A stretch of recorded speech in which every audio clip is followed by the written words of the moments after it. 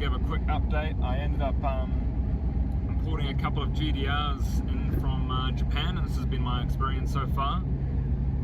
Just picked up one of them today, which is a 1994 R32 GTR, which I'm just driving back from the port to home at the moment, which will give a bit of a showcase of when I get home. It's pretty much a stock standard 94, nothing special apart from some tire and adjustable suspensions on it, and that's about it really. It's all pretty stock wheels, stock everything, stock turbos, 200,000 Ks kind of thing on the car, but it's going along the motorway absolutely perfectly. Just been driving for the last hour. The hiker's lights come on, quite common, probably a little bit low on power steering fluid, but everything works on the car. You got the tire and adjustable suspension, which you can adjust the dampening of it inside the car, which is pretty cool. Got an aftermarket head unit, but apart from that, the car is completely stock. I'll give a bit of a showcase around when I get back home. It's a bit of a walk around the car.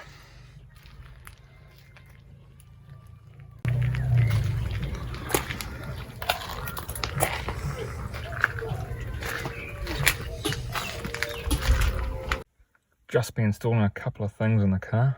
It's got the famous dash bubble there. The dash vent was all cracked to pieces. All these dash vents all popped out. We've got a photo somewhere. Should be in the video actually.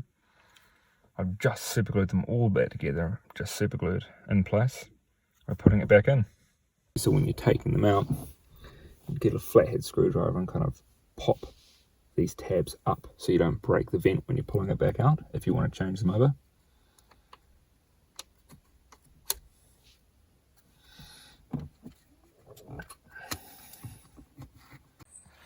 Look at that, just pops straight in. It's not exactly perfect, but you know, the basic working of the vent all works. It closes and shuts off. You can't change or move anything, but that's all you want for the passenger.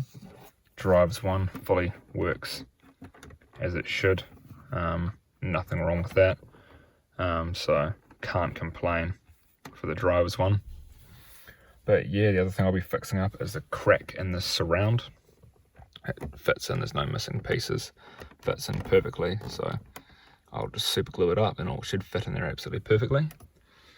And the other little thing I'll be doing is I've got some new shift boots for these.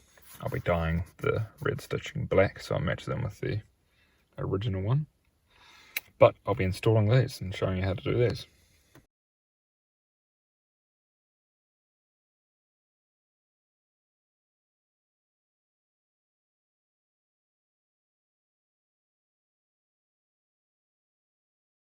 For these here, it's pretty easy to do. As you can see here, all of these clips are actually still intact, which is pretty rare. Generally they're all damaged.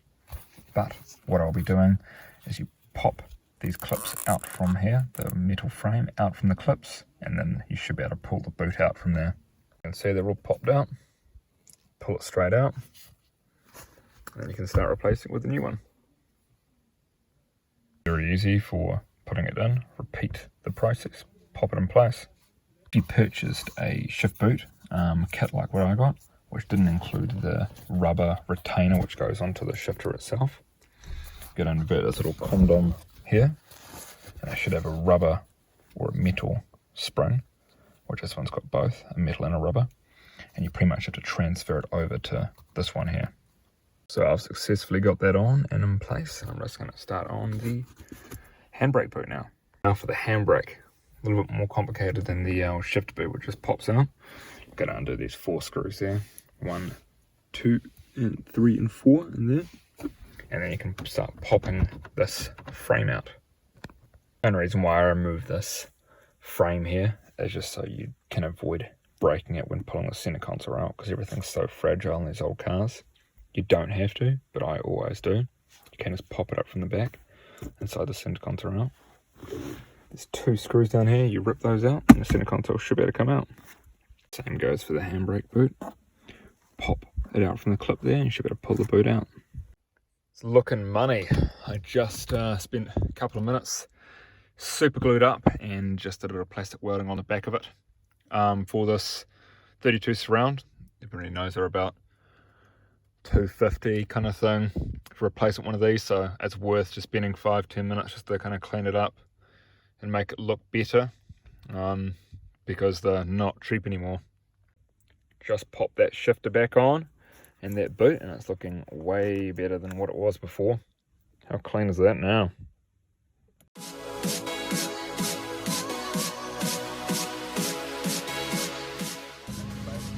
Yeah, already modded that. Short throw now. Short the story.